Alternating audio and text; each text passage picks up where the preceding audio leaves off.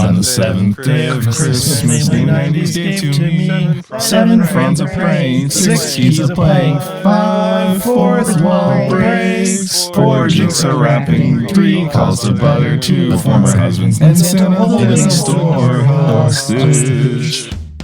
Welcome to Namely 90s, the podcast that takes you back to the time before smartphones, Google, and Y2K. Join your hosts as they relive the pop culture that shaped a generation and the parts that many people wish they could forget. Listen in to the conversation about how the decade defined those who spent their childhood there and how it shaped them as adults. So, turn down the grunge and dial up the internet. Let's get started. It's time for Namely 90s. That's right, you're listening to Namely 90s. My name's Andrew, and over there's Brandon. That's me. You can find us online at namely90s.com or on Twitter and Instagram at namely90s with a 90s. You can also find the show on YouTube at youtube.com/@namely90s. And if you'd like to support the show, head over to patreon.com/namely90s, also with a 90s, and get signed up for one of our support levels. Gosh, I don't even know what day this is. It's too early. The 9th episode of our 12 Days of Christmas special, which seems wrong. The 7th episode. Oh, you're looking at the top of the outline. Yeah. The 7th episode of our 12 Days of Christmas specials, 3rd annual. Thank you for joining us. Just did the 7th day of Christmas. The 9th day? Yeah, no, well, 7th day verse, like moments ago. No, I know. I don't know. I was looking at the top. I panicked. This Also, is the kind I'm of also high-quality awake podcasting that we are known for. I'm also awake this morning, clearly, because my voice is already in a deep, low register. This isn't filtered. This is... And by the way, you can't have a podcast without first talking about how unprofessional your podcast is, right? That's critical. Self-deprecating to the max. Anyway, well, considering how I just did, why don't you introduce our guest? Luckily I have the correct guests written down in my notes. Today for day 7, we have Matt and Lauren from the hopsgeeknews. Is it hopsgeeknews? Do you say Got podcast afterward? I don't recall. We're just straight up hopsgeeknews. Yeah. I love that on some of your socials you have geek in quotations.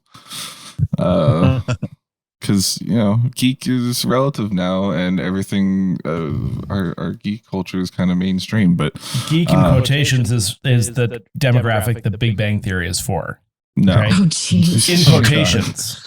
So we should explain this. So we originated on a beer podcast called Hops News. So this is a spinoff. So that was we weren't trying to be like, trendy or hipster. That's just how that ended up. But I never really thought of it like that. No, and that's right. So you discuss news, TV shows, comics, movies, and all while having a beer of the week. It's you are a spin-off of Hops News, and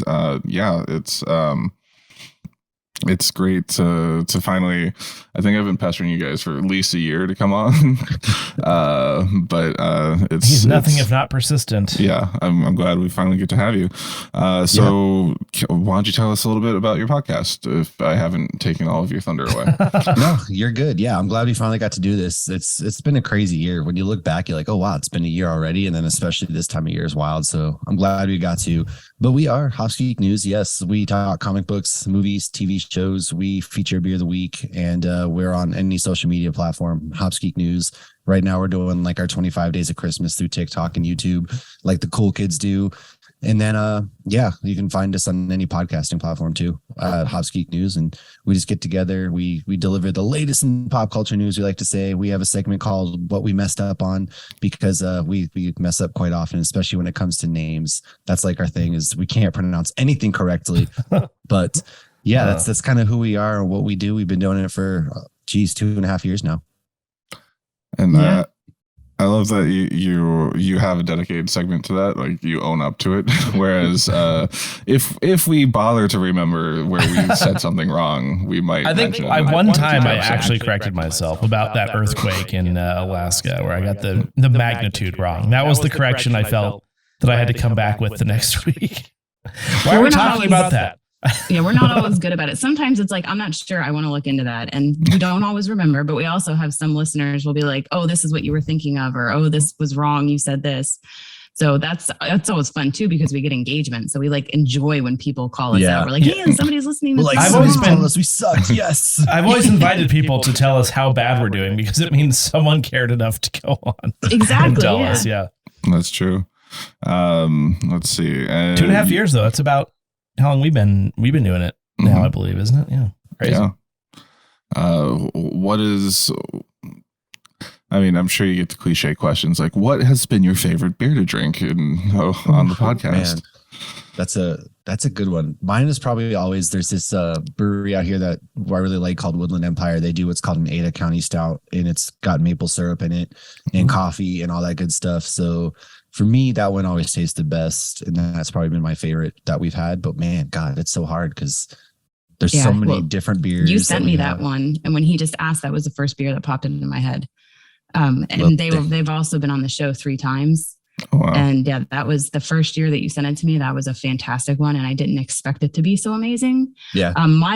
One of my all-time favorite beers, which we've had more than once on the show, is Ghost Blimp Double New England IPA from a brewery here in Orlando called Tactical Brewing. So I'm biased towards them, but the first beer, was the one you sent me from Woodland Empire. Would you look at that? I'm gonna write that down for later. Ghost Blimp, did you say? And yes, if ever in Orlando and you like beer, head to Tactical Brewing. They have the best. Nice. And there's a bunch of like Star Wars decor around the place. Yeah. Don't mind Brandon. He's just booking airfare right now. Yeah. I'll pick you up with the airport. Go straight to the brewery. Just book at the Star Wars hotel thing at Disney World. Do you win the lottery? You won't go to afford beer after that. That's fair. He won it on a scratch ticket. It was like $15. Yeah. So that'll buy you one beer in Galaxy's Edge, $15. You take one breath when you walk in there, and then they're like, "Okay, you're out." Yeah.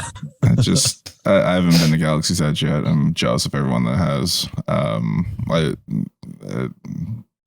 Doing 12 episodes of specials, the guests kind of their socials tend to blend together, but I swear someone did you go to Disney World recently, or was it one of our other guests? Well, Lauren goes like every day because she lives next to it and has annual passes.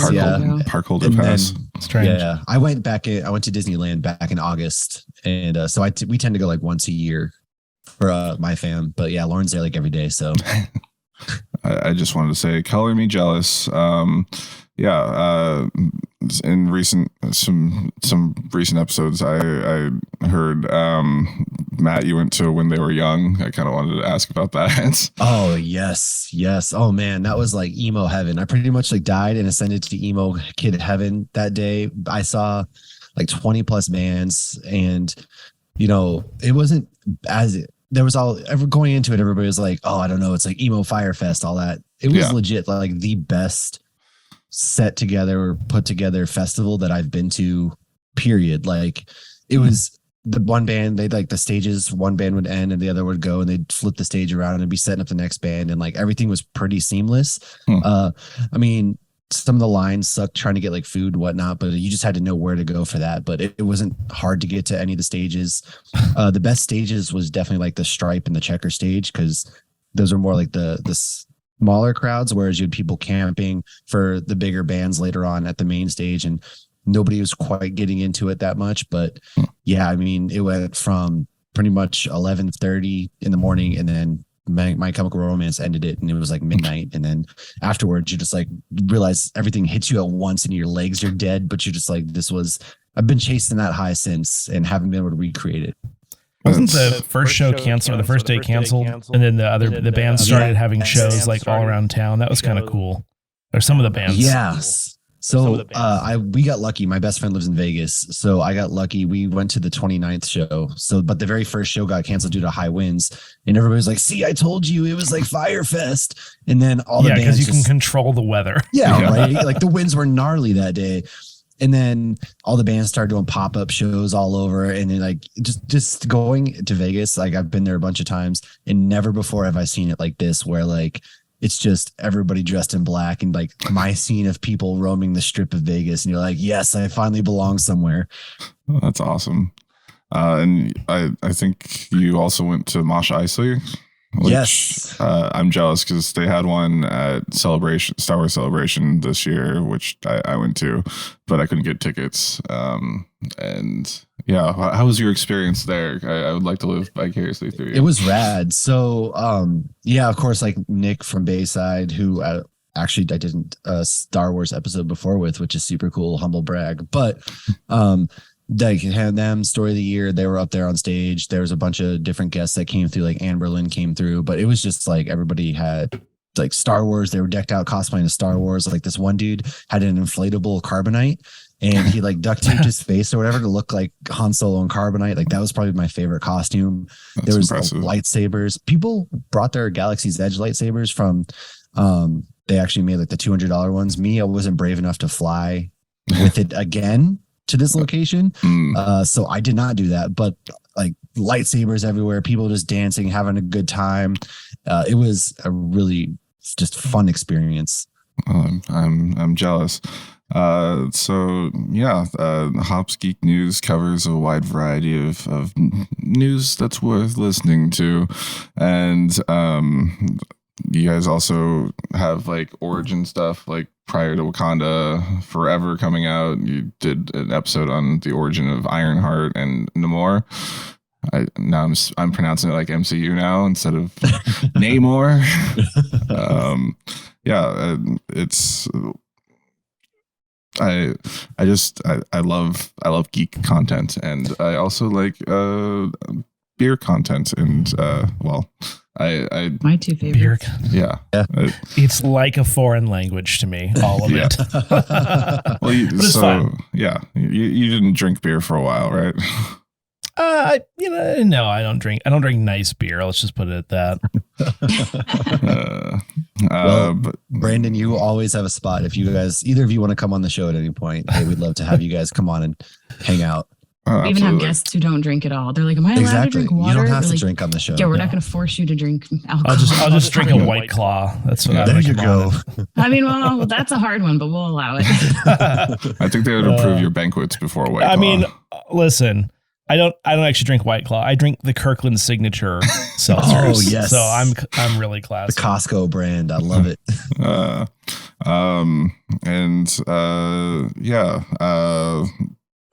Did I ask all the pertinent questions? I feel like you did. Yeah. Did release schedule? When does the podcast come out? Yeah. So we pretty much release like Sunday evenings going into Monday. But so we have a newest episode is about the lore of Krampus.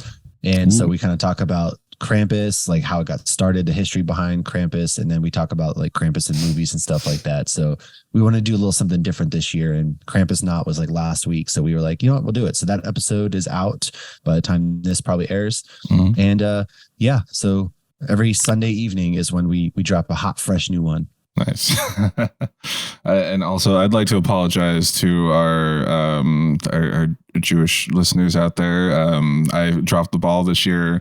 Hanukkah ended yesterday on the 26th, and we are now just doing the Hanukkah episode this year for the Nanny, the Hanukkah Story, the day after. So congratulations me for scheduling as long as Kanye is out there doing what he's doing, I don't think you have to apologize that aggressively. That's true. No, it is. There are other winter holidays, as it turns out. Yes. And we like to recognize that here on Namely 90s, even though this is called the 12 Days of Christmas Specials, just because that is a thing that I can turn into a pun. But we brought Matt and Lauren here to talk about the Nanny episode, the Hanukkah Story from season 6, episode 10. But first, I guess since you're first time guests, we usually ask if you have any 90s holiday stories you feel like you'd like to share. It's optional. We can skip through it if you don't, but just wanted to open the floor. I mean, I remember the year myself, my brother, and all the cousins all got rollerblades. That was a pretty 90s Christmas morning. So that one definitely stands out because I mean we wore those to the ground. I just actually got new rollerblades recently that my husband bought me, and I put them on, and the kids are like, "You know how to do this?" I'm like, "I grew up in the 90s. You're like, we let's were born blade. to do this." What's that movie? Airborne and or Brink. Brink. Yes. It was Brink. He's just like, whatever, let's blade. Yeah. Soul skaters. I also had some rollerblades. Worn to the ground. Yeah, it was the 90s. Exactly. Man, I don't remember any specific Christmas. They all kind of blended together just because every year I was getting Power Rangers and Legos. And honestly, like if I can go back to those days, absolutely. But you still get Legos for Christmas. That's true. I do get Legos for Christmas still, yes. I'm kind of intrigued by got you some last year. But my son gets the Power Rangers. I'm intrigued by these adult Legos. Well, no, not like that. I mean, like, the big sets that are like, architecture ones or like like ships and stuff from these sci-fi shows. Yeah, the adult Legos, that's a different thing that you buy online. Right behind my green screen, there's a Canton 4, then there's Voltron right there, and Slave One. Yes, so. I have quite the extensive Star Wars and Avengers. Like I've probably got like $15,000 worth of just Star Wars Legos alone, and they circle my living room. And this time of year, they all have to come down to put the Christmas villages up. So it's like it's a whole delicate thing. I'm just sitting there like cussing because I'm picking these up and pieces damn you, are falling Christmas off, and I'm just like God. I'm like that old grouchy dad who's just like meanly just taking them down and putting them in a bin until I can bring them back out. But I'm a child with adult money now. But the ads now have grown-ups in them. They're like, we are fully aware of what's going on. We're just going to target our main. And like I saw a whole video of there were these toys on Amazon. Like I wanted this Millennium Falcon, and I'm watching the video, and like this little kid's playing with the toy, and then the dad's like, and they're great to collect too. And I was like, this is genius. Oh yeah. I was walking downtown doing some Christmas shopping yesterday, and I went across. There's like just in a random shop that opened up. It's not an official Lego store, but it's called like Minifigs and such. Oh yeah. And like I walked in, there's just all the giant adult models are. Wow, I need to rephrase that. All the giant adult Lego models are just like built around the shop, and it's like, okay, I kind of want, like, I saw how big the actual Millennium Falcon is in person, and like the Star Destroyer set, and I'm like, well, I could never fit that anywhere in my place, but it's cool. I want it. Yes. So the marketing's doing its job. Yeah. Well, thank you for sharing that. Now, an even deeper question, which we kind of threw out when we were talking before the show started, but we're talking about the Nanny, and the Nanny was a American sitcom that aired on CBS from 93 to 99, starring Fran Drescher as Fran. A Jewish fashionista from Flushing, Queens, New York, who becomes the nanny of 3 children from New York British high society, which I didn't think was a thing. So much a thing. Oh yeah. So who here has any memory of the Nanny? God, I just remember having the biggest crush on Fran for like ever. Mm-hmm. I feel like for a lot of these 90s sitcoms, which, kids these days don't fully get, is we didn't necessarily watch a show from beginning to end. We watched whatever was on syndication or whatever was on when we were home. It was like Friends was one of my favorite shows, but I didn't actually watch it in order until they released the DVDs in like the mid 2000s. Mm-hmm. So I didn't even realize I hadn't even seen, like, I didn't even know she had babies at the end until I was actually listening to you guys' podcast from a few weeks ago. And I was like, wow, last thing I remember was she fell off a boat. Wow. I don't know if yeah. Like there was a scene they were on like a cruise or something. I think they had just gotten married and she fell off the boat. And I guess that was some cliffhanger or something. And that's the last thing I remember of my little kid brain watching the show. But I just always remember watching it and it being funny. I can't do laugh tracks anymore, but I remember loving it back in the day as a kid. Oh, laugh tracks. Yeah. Laugh tracks are.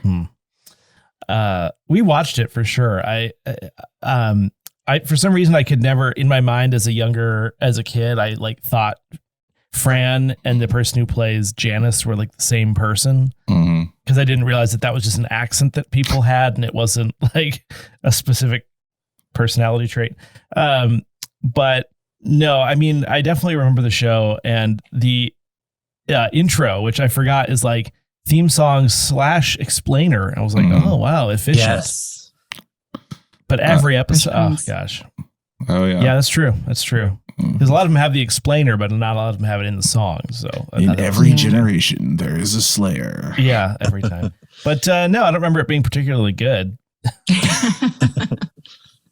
I just did a whole rewatch of this. Like, I think it was in the spring. My wife watched the whole thing. So like, I mean, I didn't fully watch every episode. It was more of like, I'm half awake on the couch. It's evening time. She's watching. You're taking notes. I'm in and out. And I'm just like, yep, okay, sleeping. All the old man falling asleep on the couch kind of deal. So I actually just rewatched it not long ago. But it's one of those like I mindlessly paid attention to and brain dumped half of it. That's what sitcoms in the 90s were kind of exactly. for. That's all they were. Like sitcoms in the 90s, yeah. you can just pick up and wherever there was no coherent They're not thinkers. thing. Yeah. Set your children down in front of it and then go do something. If it was a very special episode, they would tell you before. Next time, a very special episode. The shows today, like you have to watch, if I missed last week, I don't know what's going to go on. Whereas I feel like 90s was more of like they loosely, overarchingly strung together, but it wasn't like you had to mostly watch all episodes in order to understand what's going on. It was like you can pick up on episode 5 of season 3 and you aren't going to miss a thing. Yeah, they had to because not everybody knew how to program their VCRs to record. That is true. Why does the VCR have to be on channel 2 when the program I want to watch is on channel 5? Did anyone ever figure out how to program the clock on their VCR? I don't think I've ever seen a clock that had the actual time. I did, but my mom was a pro at the VCR. I don't know how she did it. You would start it like the thing was you'd start it a couple minutes early, you'd have to end it a couple minutes late so you get the previews. Yes. But if you're recording one thing on one channel and then going to another channel, you miss the previews or you miss the first part of the next show.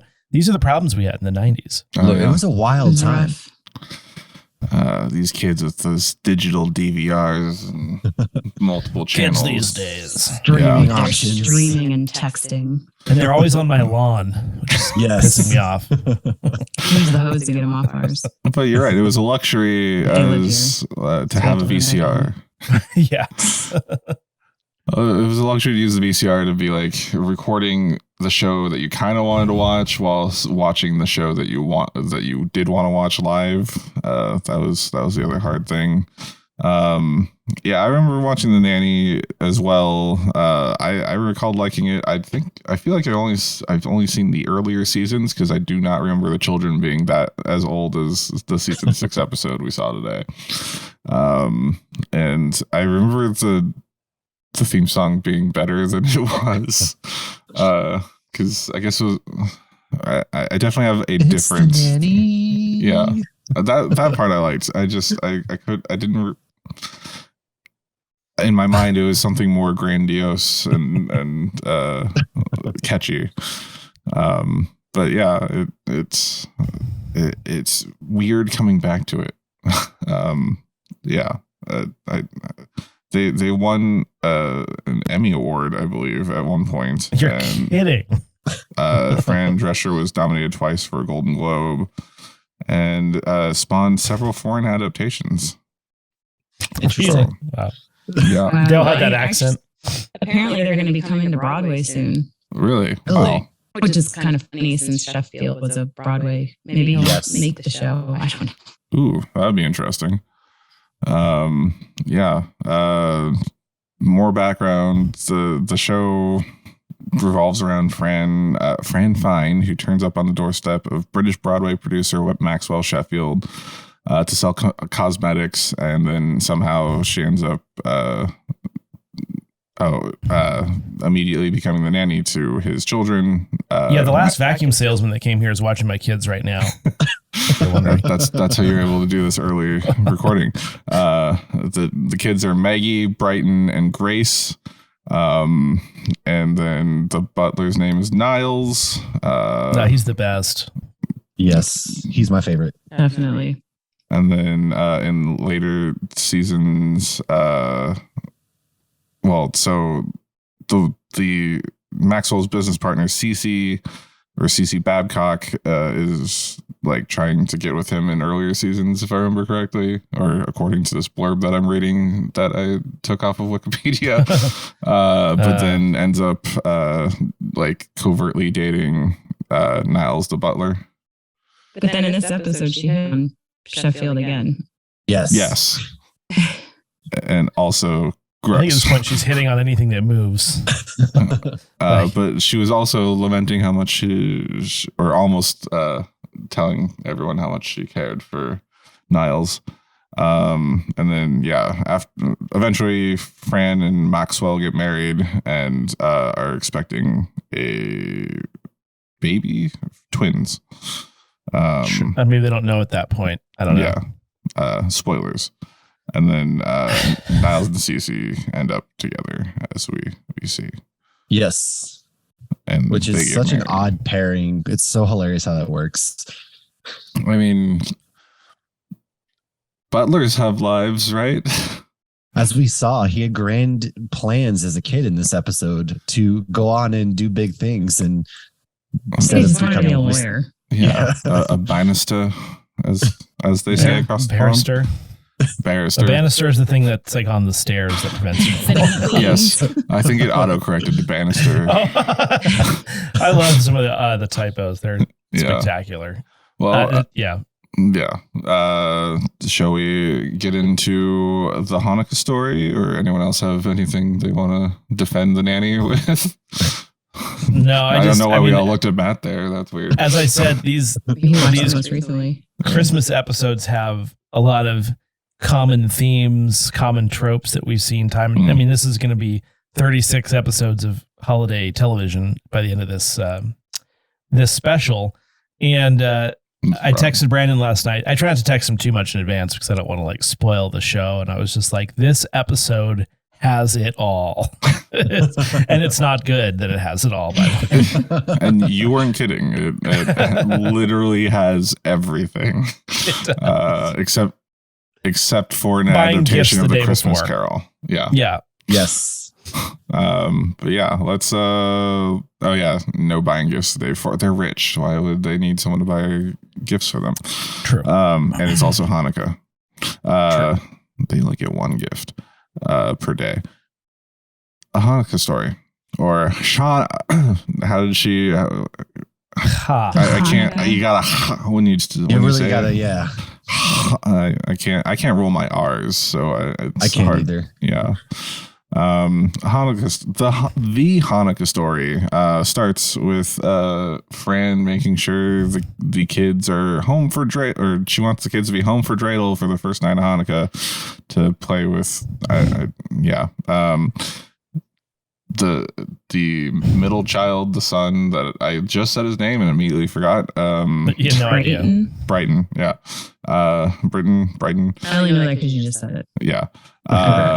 He's like, that sounds like a horrible idea, and then just leaves.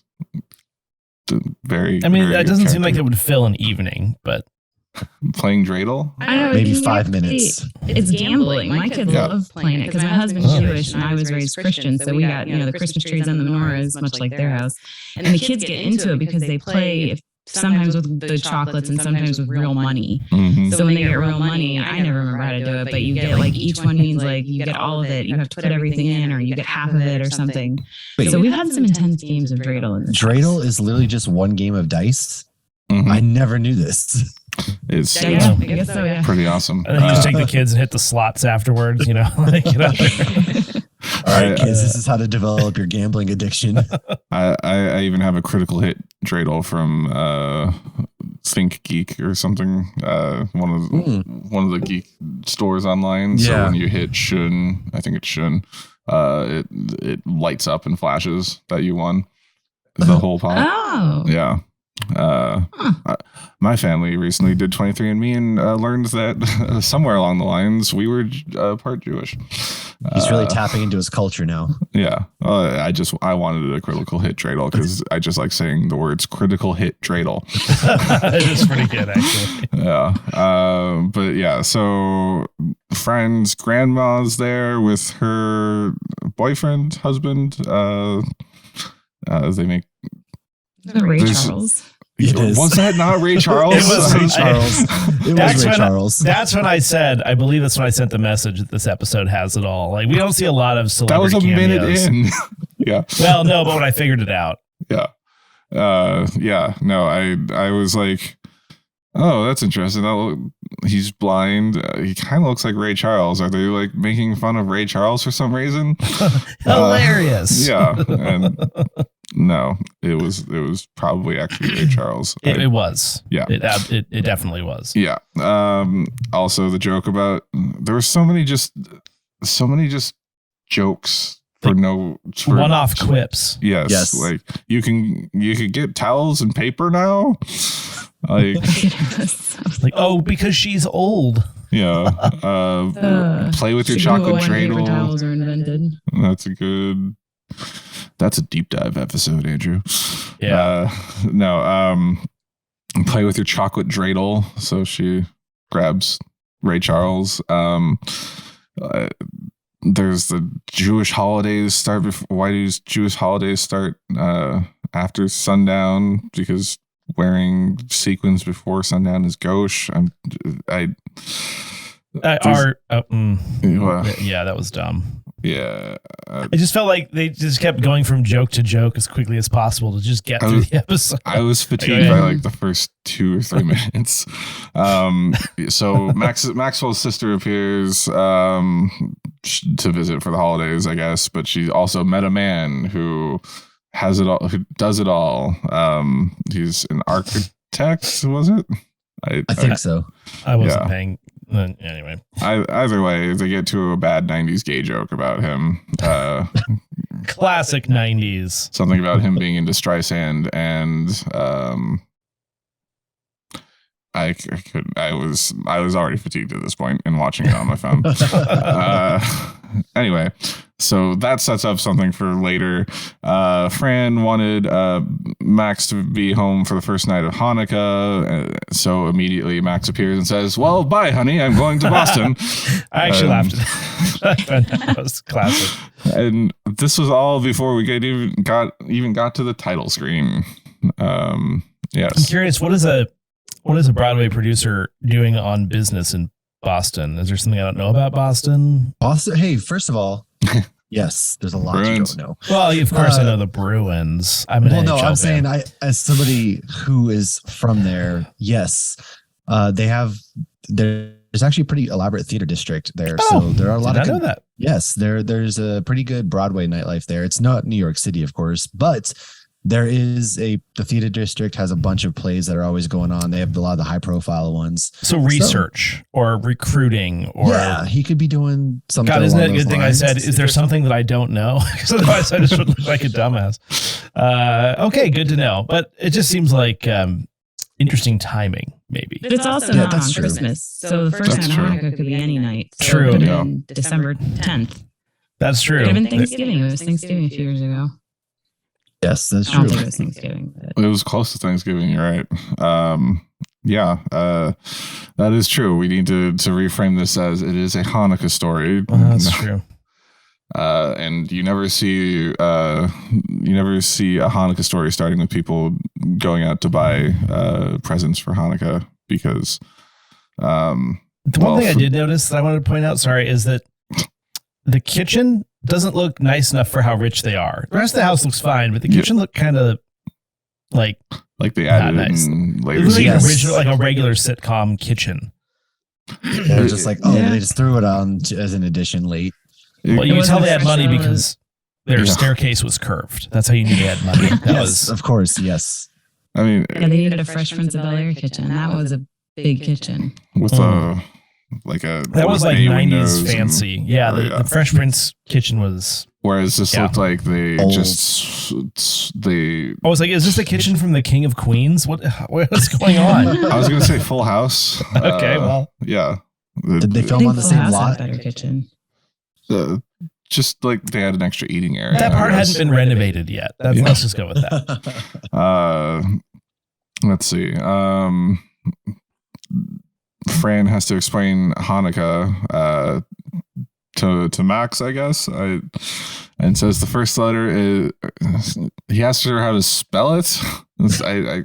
Yeah, and she says first letter. Oh, that's what it was. Well, she's trying to give a hint. She was trying to hint. Yes, it's the first letter is.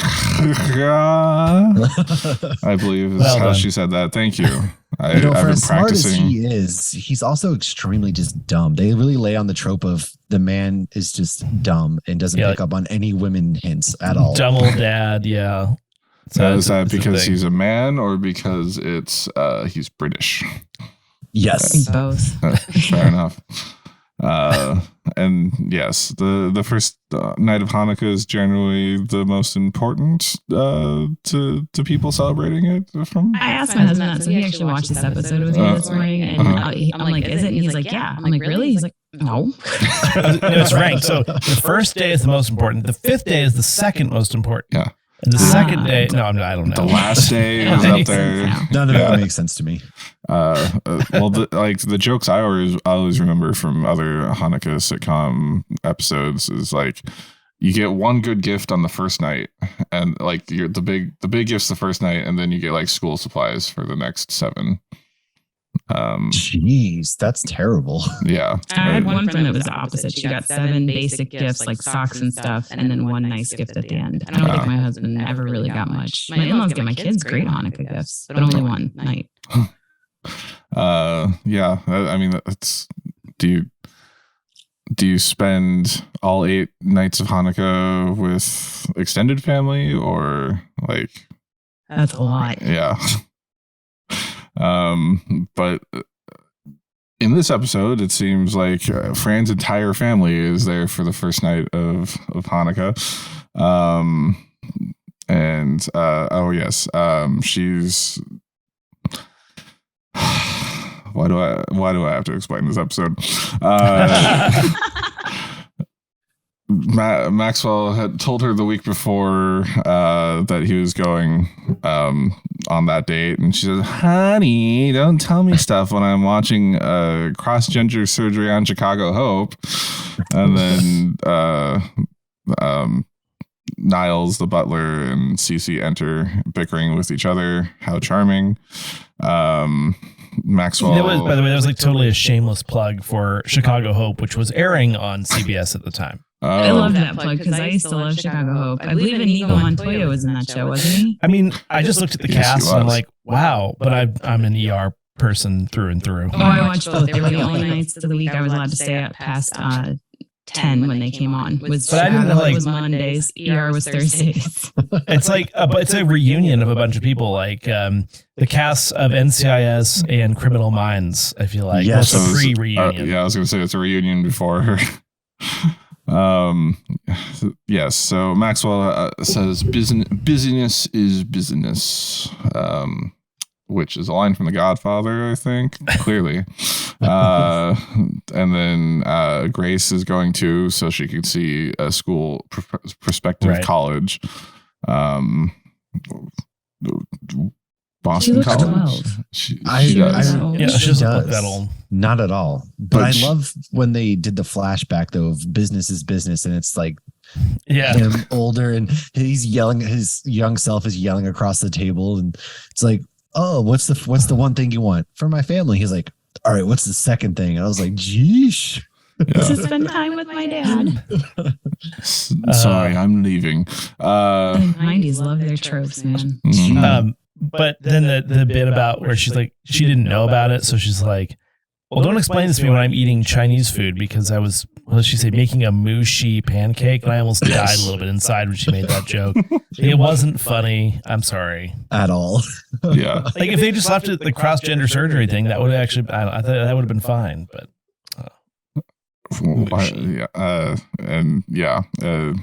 And they didn't follow the comedy comes in 3 rule because they only did 2 of those bits.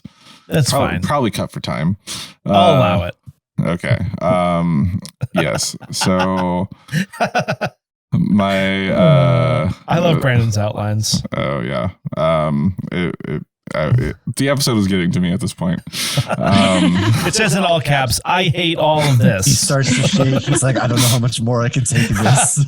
My husband wasn't. He's like, they're really laying on the cliche Jewish jokes. Mm-hmm. Yeah. Yeah. And it didn't stop. It did not stop. He started to walk out, and I was like, no, I want you to watch this with me. I want your opinion as somebody who's actually Jewish and was raised with this. And he was like, honey. He had never seen The Nanny. That was the first episode of The Nanny he's ever watched. Oh, it was also the last one. Yeah, not a great episode to start on. Send our apologies his way. Yeah. Okay. So her grandmother is talking about her husband who hasn't shown up for the first night of Hanukkah in 30 years, and like, he's dead, Ma. And she said, "Oh, I thought it was my cooking," which Andrew laughed at. Joke. Yeah. And then there was a flashback to hippie Fran as a child, and Fran Drescher played her mother. And then the grandma was still the grandma and made the same. Oh, I hope save the latkes for my husband who was died that day. Did he ever make it home that night? I don't think he did. He's trying to leap home to have those latkes. There was the Brooklyn accent. I don't even know where my notes are going. I have written down all the walking we did in the desert. Someone asks, we like to sit. Yeah. Why? Child Fran asks, why don't we have parades for Hanukkah? Yeah. And she's like, all the walking we did in the desert, we like to sit instead of parading. Jeez. Yeah. Hi, Jocelyn's new. Oh, so Jocelyn, to break through the flashback, Jocelyn comes back. She's all like sad because her new boyfriend apparently has a wife and 3 kids and a mistress. I think that was funny. But stiff upper lip Brits tend to not show emotion, so she was devastated but blank faced. And then gets super happy off screen when she finds a bottle of scotch unopened. All I have for my next note is Cece is the worst ? I assume this is when she tried to have Maxwell. Oh, so the other plot of the story is Max, Grace, and Cece go to Boston. They're driving so they've already had the meeting that Maxwell was supposed to have, and he's driving to in a blizzard to go see a school for Grace, which I didn't grow up or go to schools where there was snow, so I guess touring a school at nighttime in a blizzard is standard practice. Yeah. Nobody's driving to a school in the middle of December, especially in the Northeast, to go check it out. This is a springtime activity, people. Right? Yeah, that's yeah. I mean. Or a fall time activity, whichever. Yeah, basically. Yeah. But he's driving himself.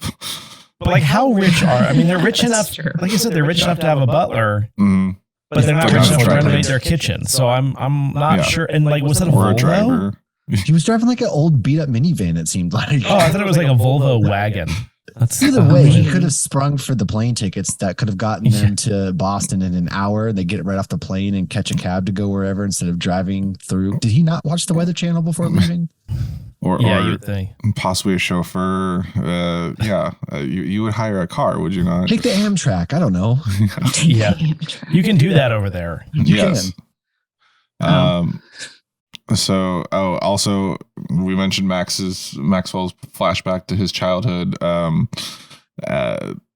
And also the kid butler was there. Niles as a kid was there. Yes. Go play with our butler's son. He'll be your butler in the future. And yeah. That's how that works, right? You pass down. That's like, that sounds terrible. No, you don't inherit the help anymore. That's terrible. Like what a life as a kid. You're like, one day I'm being a butler now, and one day I'm going to be his butler. Like, what's the point of living at this point? Is that not indentured servitude? I'm pretty sure we can't do that.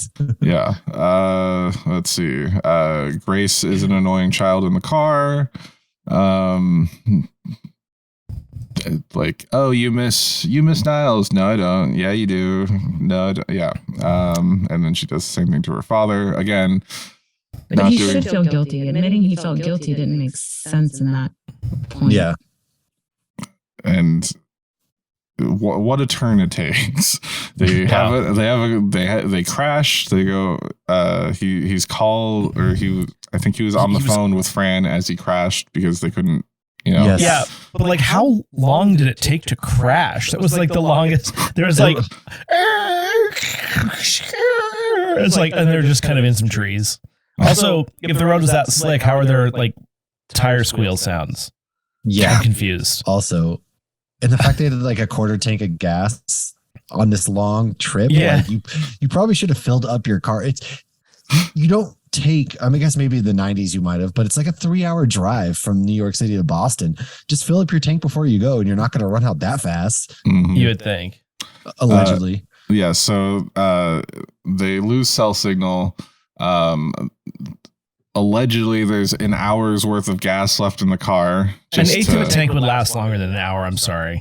It lasted for 8, as it comes to find out. Well, yeah, that just means he's bad at estimating. Because, like, I mean, I've idled my car quite a long time, and I don't think just to help the environment mostly, but it's not. It's more than an hour. Yes. The older kids show up for the only time in the episode, or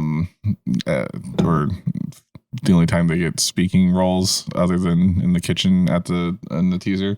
And Fran's like, don't worry, they'll find them, and then she's like shoos them off and's like, oh my god, they're dead. They're clearly still in hearing range. Yeah. That actually made me laugh. I couldn't at this point. And then someone at one point says, if there's too much alcohol in your blood, the cold can kill you faster. And then they're all like, oh no, my god, Cece. Yeah. I heard the chuckle of that one. Yeah. She's a drunk. And this is where drunks are funny in the 90s. Yes. Homer Simpson, he had it all. He was a drunk. He strangled children. Was a bad husband. Yeah. Cece tries to get Grace to leave and play in the snow with so she could snuggle Max while in the back seat as a joke, I assume. Was it though? She wants a child to die of exposure. That's clearly what's happening here. I mean, after Grace was acting annoying in the car, so clearly she deserves to die of exposure. Yeah. The moment they said there's only 1 hour worth of gas, I was like, well, I only have 5 minutes worth of gas left on this. No. I was like, they're gonna make it 8 hours for some reason, and it's gonna be a Hanukkah story. Got it. Fran was praising the fact that they had a Kenny Rogers Roasters around the corner. That just opened Kenny up. Rogers Roasters. Those corn muffins. Didn't know about it. I'd never been to one. I just know it as a like easy Kenny Rogers joke now. Is it like early competitor or knockoff of like the Texas Roadhouse? I feel like that's. No, it was like fast food, but it was like rotisserie chicken and KFC. Like really yummy cornbread. Oh, interesting. Yeah, it was KFC, but with rotisserie chicken rather than fried chicken. Boston Market. Oh, wait. Boston Market. Yeah. Just to bring it back to Boston. So Fran's outside of her house at sunset, I guess, or no, was it morning the next day? I could not. I think it was morning the next day. There was no real clear definition. It was dark. Everyone was still dressed the same, but then they implied that 8 hours had passed, and it didn't feel like 8 hours had passed. Exactly where I was at. And her family was still there. So, and Nobody a nun is slept. trying to leave the house next door. Yeah, why is the nun leaving in the morning? Like, was she there all night? She was there all night. Was she an actual nun? I have a lot of questions. Came from a costume party. Something. She's carrying She high was heels dressed in up one or hand. something. Christmas, yeah. The Christmas clergy costume doesn't pay the parties. bills anymore. How many nuns have cars? That's a good question. It probably belongs to the abbey. And the nun's name is Sister. I'm sorry, I just typed in how many nuns, and I said to say how many nuns have cars. You know how Google does the autocomplete thing? Yes. It said how many nuns have bad habits. This one for sure. Wow. Sister was up to some stuff. Yeah. The Pope wants Catholic priests and nuns to stop driving. Is that supposed to be? Yeah. Okay. That was supposed because she looked at the camera when she said it. I was like, okay. And that's Sister from Tia and Tamara. yes, on UPN, which I guess technically was CBS's sister station at that time, or an offshoot of the Paramount brand. So they pray together, and then the nun tells Fran to pray silently because her voice. And Fran's like, is this going to work? I'm Jewish. And I was like, Yeah. thank you. Same God, technically? yes, I guess. that's Complicated. That's what the books say. No, the Jews just stopped reading at the New Testament. Mm-hmm. Yeah. Judeo-Christian God. Let's see. Her mom. Oh yeah. So the moment they finish praying, the three that were stuck in the cracks, and yes, Maxwell, child, and business partner, return. Whoever, the people. Yes, return and yes. So magic nun. The nun disappears. Was she even there at all? Am I gaslighting you? Maybe. Who knows? Can you remember if the nun was still in frame when Maxwell She was still there. Okay. Yeah, she was still there. But I became irate when they said the gas lasted for 8 hours. I was like, no, come on. Yeah. I mean, it was Chekhov's menorah. And then her mom leaves. It's another miracle. Oh, people don't like their The parents. classic we hate our parents trope. Yeah, exactly. And then, Usually it's the in-laws, but Yes. it's suddenly the second night of Hanukkah. Ray Charles plays "There's No Place Like Home" for the holidays on the piano. But someone always just spontaneously starts singing on these specials. At Yes. least he They're not like, has a reason Ray, to. can you play us a song? No, Well, it just starts playing. There's always like a piano that somebody just happens to sit down at, and that's when the whole family congregates. It's like, without a doubt, that's always going to happen in one of these specials. I do like that it was just Ray Charles. Like they just got a celebrity guest Well, to they got all come that in. money. Yeah, most of them, someone who never is implied to have musical talent ever on the show just sits down and like starts playing the piano. Yeah. Well, maybe his Pepsi contract had ended at that point. Oh yeah. So it's at this point I realize that it's Ray Charles, and it's like my notes go, that can't actually be Ray Charles, right? Right? Right? Oh, it was. It was. Somebody tell me it wasn't. Yeah. So It was. Yeah, it was. And Crazy. What a pull for season 6 of The Nanny. I know. Yeah, exactly. And then the episode ends, and then we get a bumper at the end for the 3 kids that played the younger versions of the adults seeing into their future. Maxwell and Fran are like, yeah, because they're watching them canoodle in on the couch, and then Niles is standing behind them and is like, well, I must be off doing great things. And then older Niles enters with a mop bucket and a mop. And It was in an apron, I believe, or something. the apron. But Yeah. when Cece came behind him, I was like, was he cleaner or there was some role playing going on? Yeah, Cece comes out of nowhere and they go by. Yeah, and then the kid butler was like, "Ooh, who is she?" And that was the nanny.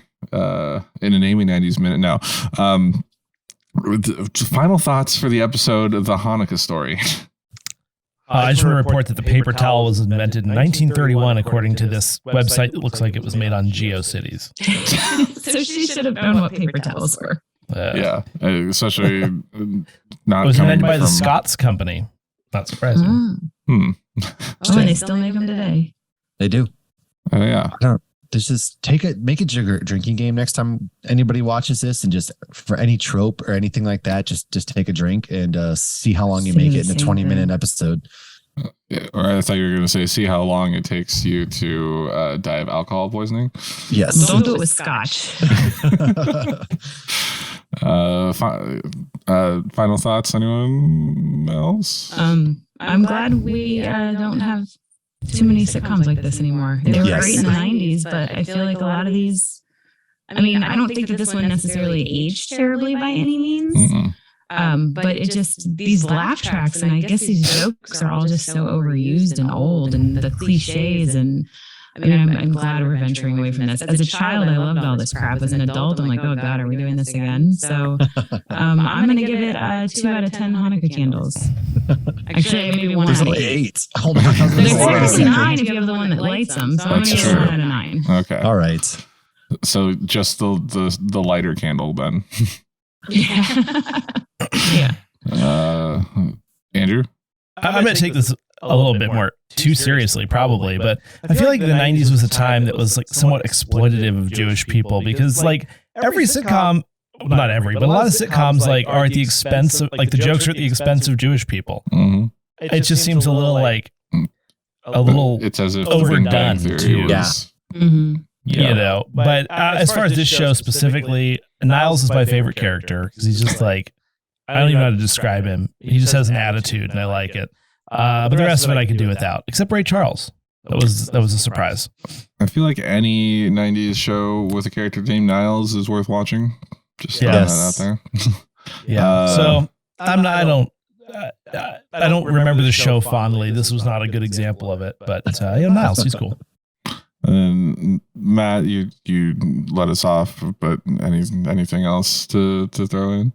No, I don't even know if I'm lighting any menorah candles for this episode, but if we had to, I'd give it about a 1 out of 9 as well. And I would just agree with all of that. I would just snuff out the lighter candle, honestly. But it was a trip. If you're looking for a Hanukkah story to watch, try the Rugrats Hanukkah special. And that's it for this holiday edition of Namely 90s. Tune in tomorrow for day 8 of our 3rd annual 12 Days of Christmas specials. And thank you again to Matt and Lauren from hopsgeeknews for coming on. Can you let our listeners know where to find you? Really just search hopsgeeknews anywhere. We are on YouTube, Twitter, TikTok, Instagram, and any podcasting platform. You see our little sticker that's hopsgeeknews, and that's where you'll find us. And as always, you can find us on Twitter and Instagram at Namely90s with 90s, or find our personal accounts at Beachwitty and at Namely Andrew on Twitter, if that's still a thing at this point.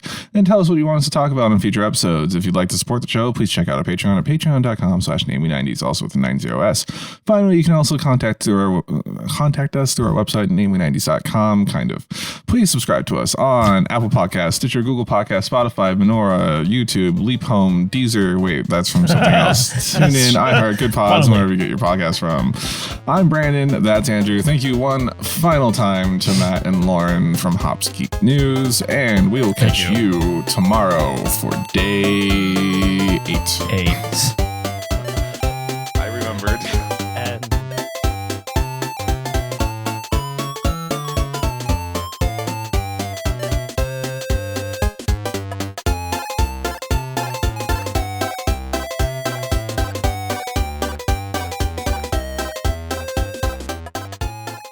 I remembered.